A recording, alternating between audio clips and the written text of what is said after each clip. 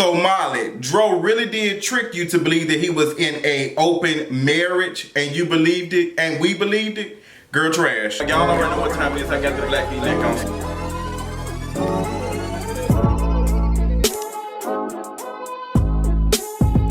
Girl, Dro done played the hell out of us, and we knew it. We kind of speculated for a second, like, sis, this ain't making no sense. Do the wife really know? Because if she do know, why every time she's calling him, he's disappearing? So did she know when she gave Molly those looks that what was going on, and she found out that she was trying to wait on Joe? You didn't get VD from Vanessa. You got it from George. You got it to her because I got it and I gave it to you, and I was waiting on you to get the shot. Boom. That's some type of shit I'm on, girl. But girl, Miss Dro played the hell out of Molly, and Molly can't take it. Let's go and get into this episode of Insecure. So Issa is dealing with ghosting. Girl, it's one of the trashiest things to deal with.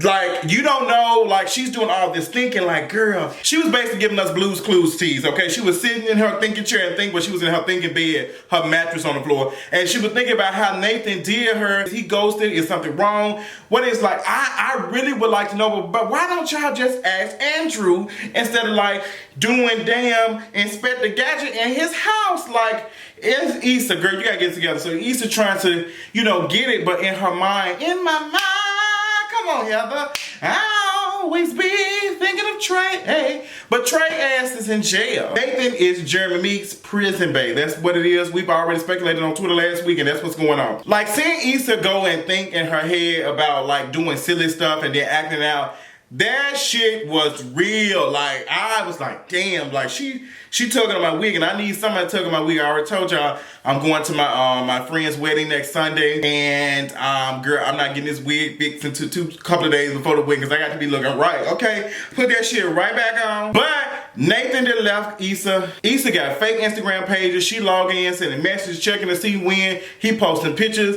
Like, girl, she mad as hell. She can't get her work done, and I've been there before, where someone, how they treat you, and like somebody that you care about, affects your work ethic. You can't get it together, girl. She don't know the plumber is. She worried about the plumber coming to plumb her hole up. Molly gives Andrew another chance. She goes on a date with him, and it's cute. And Andrew is just smooth. He is smooth. Okay, we like bum bum bum. Come on, B2K. We like Andrew. But Andrew started to let the trash come out when he made a joke about, you know, girl, you know, you don't want to sleep with your, and that's like, you slept with the married man, like your girl's like married husband, and you ain't like, girl, that you grimy as hell. She's like, I ain't grimy. So that kind of turned her off. Now, it wasn't Andrew's fault. Andrew was just spilling the tea, like we was both high, and we were just saying stuff. But Molly, like, it's still sore for her. Like, she still feels some type of way about that. And Andrew tried to apologize. Andrew was like, you know what, I didn't mean like that, but you was dragging and tugging on my wig, so I took on your wig too, and your bob.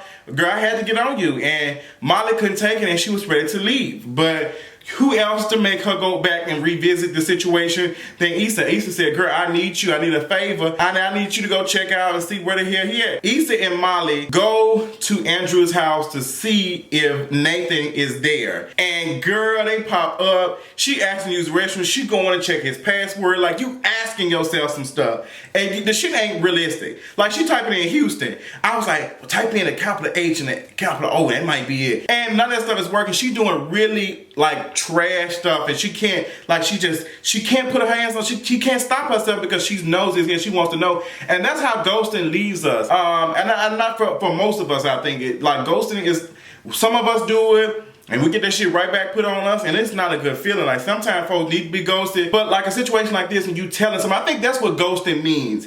I think that's because you have to be present. My definition of ghosting is you have to be present in someone's life and something like that. And Nathan was kind of present in Issa's life. Like, he said he wanted to be with her, and she was like, he was giving her all these type of moods and stuff, and then he just disappeared. Like, he just Thanos snapped and just was gone out her life. So you ain't here no more. So folks who think, oh well, these folks never really did like you in the beginning, because my guy used to say that shit, I used to can't stand when he said that, they must didn't want to be with your ass. No, ghosting is for folks who, like, you were talking to and y'all building something and they just disappeared, because you can't be a ghost all of it, like, you can't be a ghost if you already a ghost. If it wasn't nothing there, you was a ghost to begin with, so I wasn't talking to you. Peekaboo, okay, peekaboo, peekaboo, peekaboo, peekaboo. So Issa finally shuts down. She says, you know what? I'm gonna let Nathan go. I'm just gonna let him go. I'm gonna move on. And she cleansed herself. She washed her hair. She let that go. And she moves on out. She like moves him out of her life. And she just like, okay, girl, I'm on my own stuff. And then she texts Lauren. And she, you know, saying, Lawrence, thank you for all this stuff that's going on. And their connection, I'm feeling it. Because sometimes, and I feel like that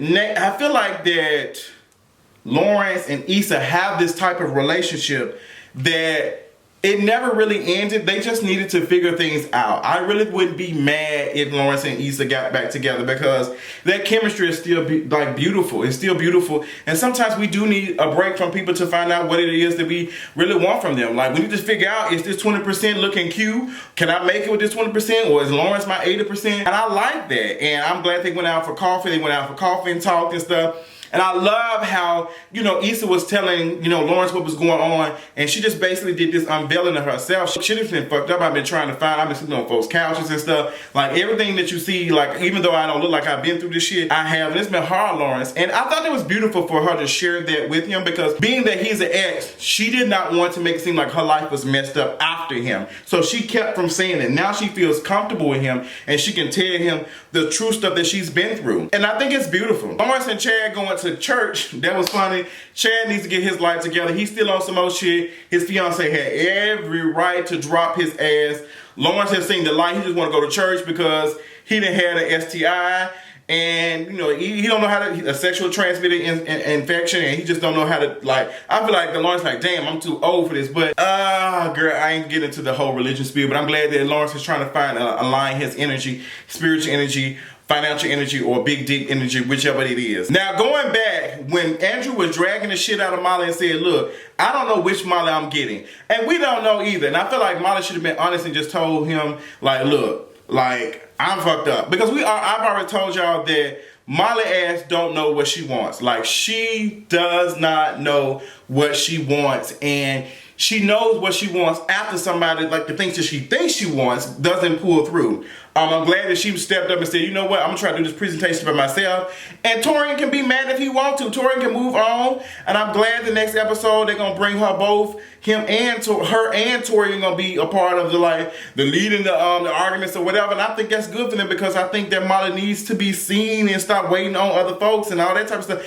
Molly is that big babe. I like her. I love her. But Molly, you need some more therapy sessions, sis. Next episode of Insecure, we're gonna see that Issa is going to be trying to get her block party stuff together, and it's her birthday, and she's trying to make sure her birthday is no drama. I feel like Molly took that as don't have no drama, no situation going on. She was giving us very much Mary J. Blige tease, and I think that Lawrence trying to do a surprise and meet up at the thing, or he knew about the birthday dinner or whatever, and he came, and Molly said, what is you doing here? You don't need to be here. And I think she got into it with Lawrence.